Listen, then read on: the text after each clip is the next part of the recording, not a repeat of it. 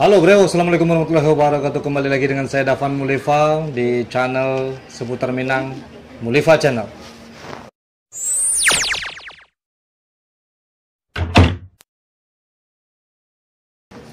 Kali ini saya akan membahas tentang sejarah silat, asal mulanya silat dan perkembangan silat ke seluruh dunia dan mancanegara, termasuk Indonesia. Oke, silat Minangkabau ini banyak mendominasi silat-silat pencaksilat yang ada di Indonesia dan mancanegara. Kalau mau tahu soal bagaimana tayangannya, jangan lupa channel ini di subscribe dulu, di like, terus di komen apa aja yang ketinggalan dari saya untuk saya bahas. Nah, oke, ini dia videonya. Sejarah awal silat Minangkabau dan berkembangnya ke dunia. Jika dirujuk dari buku berjudul Filsafat dan Silsilah Aliran-aliran Silat Minangkabau karangan Mit Jamal tahun 1986, maka dapat diketahui bahwa para pendiri dari silat atau silek di Minangkabau adalah Datuk Suri Dirajo diperkirakan berdiri pada tahun 1119 Masehi di daerah Pariangan, Padang Panjang, Sumatera Barat. Dan 4 pengawalnya yaitu Kambiang Hutan diperkirakan berasal dari Kamboja, Harimau Campo diperkirakan berasal dari daerah Champa atau Vietnam sekarang, Kuciang Siam yang diperkirakan datang dari Siam atau Thailand, dan Anjiang Mualim diperkirakan datang dari Persia. Pada masa Datuk Suri Dirajo inilah silek Minangkabau pertama kali diramu, dan tentu saja gerakan-gerakan bela diri dari pengawal yang 4 orang tersebut turut mewarnai. Nama-nama mereka memang seperti nama hewan, namun tentu saja mereka adalah manusia, bukan hewan, menurut persangkaan beberapa orang. Asal-muasal Kambiang Hutan dan Anjiang Mualim memang sampai sekarang membutuhkan kajian lebih dalam dari mana sebenarnya mereka berasal, karena nama mereka tidak menunjukkan tempat secara khas.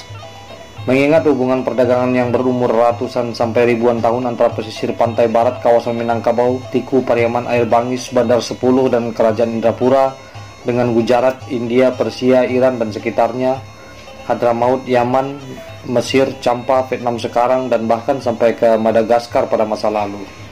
Bukan tidak mungkin silat Minangkabau memiliki pengaruh dari bela diri yang mereka miliki.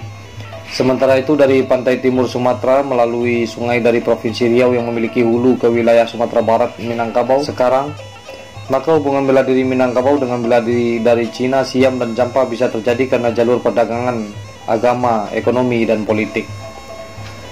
Bela diri adalah produk budaya yang terus berkembang berdasarkan kebutuhan pada masa itu.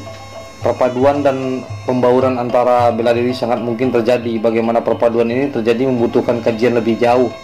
Awal dari penelitian itu bisa saja diawali dari hubungan genetik antar masyarakat di Minangkabau dengan bangsa-bangsa yang disebutkan tadi. Jadi boleh dikatakan bahwa silat di Minangkabau adalah kombinasi dari ilmu bela diri lokal ditambah dengan bela diri yang datang dari luar kawasan Nusantara. Jika ditelusuri lebih lanjut, diketahui bahwa langkah silat di Minangkabau yang khas itu adalah buah karya mereka.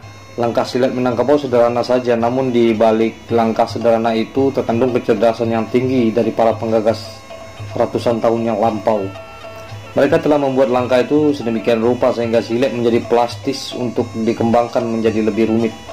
Guru-guru silat atau pendekar yang lihai adalah orang-orang yang benar-benar paham rahasia dari langkah silat yang sederhana itu, sehingga mereka bisa mengolahnya menjadi bentuk-bentuk gerakan silat sampai tidak hingga jumlahnya.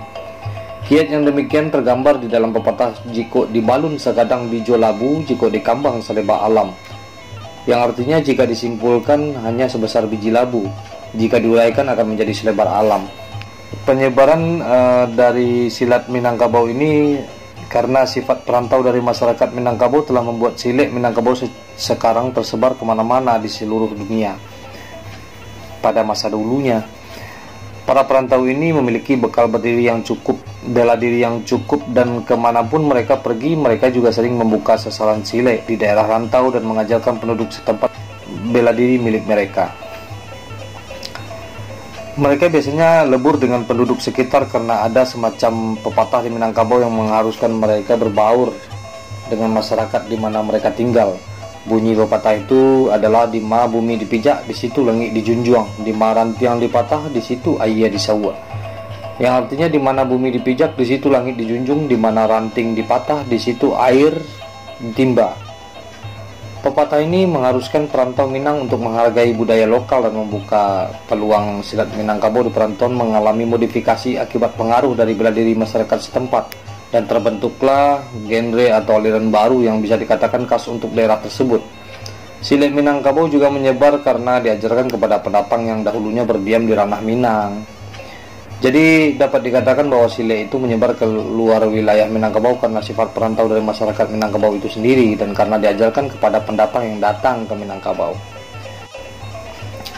Silat yang menyebar ke daerah rantau luar kawasan Minangkabau ada yang masih mempertahankan format aslinya, ada yang telah menyatu dengan aliran silat lain di kawasan Nusantara.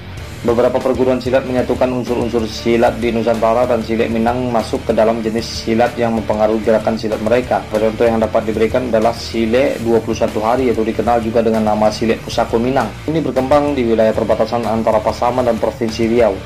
Silat ini masih jarang diungkapkan di dalam kajian silat Minangkabau. Jadi keterangan tentang silat ini masih terbatas dan dalam penelitian.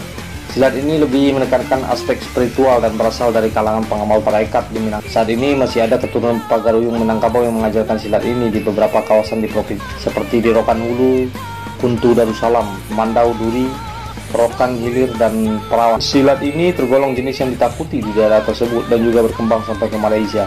Silat Sabandar dari Tanah Sunda dikembangkan oleh perantau Minangkabau yang bernama Muhammad Qasim, Kampung Sabandar, Jawa Barat. Silat ini disegani di Tanah Sunda. Seiring dengan perkembangan dan pembaruan dengan tradisi silat di Tanah Sunda, silat ini telah mengalami variasi sehingga bentuknya menjadi khas untuk silat Pangian di Kuantan Singingi, Provinsi Riau, terdiri dari silat Pangian Jantan dan silat Pangian Batino. Silat Pangian ini asalnya dari daerah Pangian, Lintau, Kabupaten Tanah Datar, Sumatera Barat. Silat ini adalah silat yang legendaris dan disegani dari wilayah Kuantan. Di Kuantan tentu saja silat ini telah mengalami perkembangan dan menjadi ciri khas dari tradisi wilayah tersebut.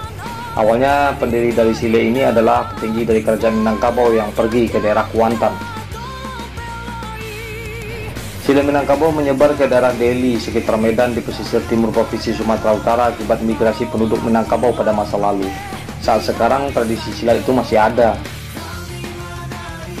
Perguruan silat Setiahati adalah perguruan terbesar dari tanah Jawa.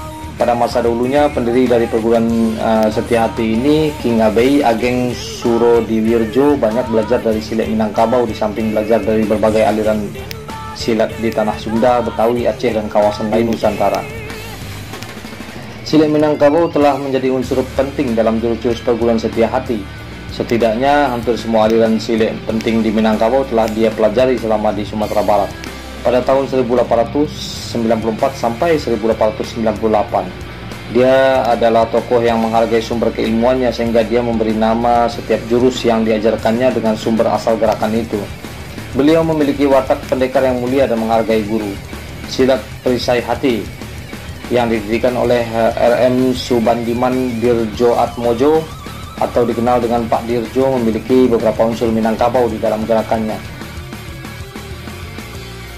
Silat perisai diri memiliki karakter silat tersendiri yang merupakan hasil kreativitas gemilang dari pendirinya.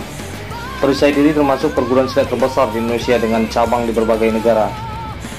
Satria Muda Indonesia yang pada awalnya berasal dari perguruan silat Baringin Sakti yang mengajarkan silat Minangkabau kemudian berkembang dengan menarik berbagai aliran silat di Indonesia ke dalam perguruannya. Silat Baginda di Sulawesi Utara adalah silat yang berasal dari pengawal Tuanku Imam Bonjol yang bernama Bagindo Tan Labiah atau Tan Lobe yang dibuang ke Manado pada tahun 1840. Tan Labiah meninggal dunia pada tahun 1888. Penyebaran silat ke luar negeri. 1. Ke Singapura. Posisi Singapura atau dahulu disebut Tumasik yang strategis membuat wilayah ini dikunjungi oleh berbagai bangsa semenjak dahulu kala. Silat Minangkabau telah menyebar ke sana pada tahun 1160 dengan ditandainya gelombang migrasi bangsa Melayu dari Minangkabau. Perkembangan silat di Malaysia. Penyebaran silat Minangkabau di negeri Malaysia terjadi terutama akibat migrasi penduduk Minangkabau ke Malaka pada abad ke-16 dan juga karena adanya koloni Minangkabau di negeri Sembilan. Silat Pangian, Sitarala, silat Luncua juga berkembang di negeri jiran ini. Silat Cekak, salah satu perguruan silat terbesar di Malaysia, juga memiliki Unsur-unsur aliran silet Minangkabau seperti silet Luncua, Sitarala, Kuncian Kumango, dan Lintau di dalam materi pelajarannya. Posisi Malaysia yang rawan dari serangan berbagai bangsa, terutama bangsa Thai, membuat mereka perlu merancang sistem bela diri efektif yang merupakan gabungan antara bela diri Aceh dan Minangkabau. Beberapa perguruan silat menggunakan nama Minang atau Minangkabau di dalam nama perguruannya. Filipina. Penyebaran Islam ke Mindanao yang dilakukan oleh Raja Baginda keturunan Minangkabau dari Kepulauan Sulu pada tahun 1390. Penyebaran ini mungkin akan mengakibatkan penyebaran budaya Minangkabau termasuk silat ke wilayah Mindanao. Bukti-buktinya masih perlu dikaji lebih dalam. Brunei Darussalam. Penyebaran silat ke Brunei seiring dengan perjalanan bangsawan dan penduduk Minangkabau ke negara Brunei, seperti yang sudah dijelaskan pada awal cerita ini, bahwa silat adalah bagian dari budaya Minangkabau.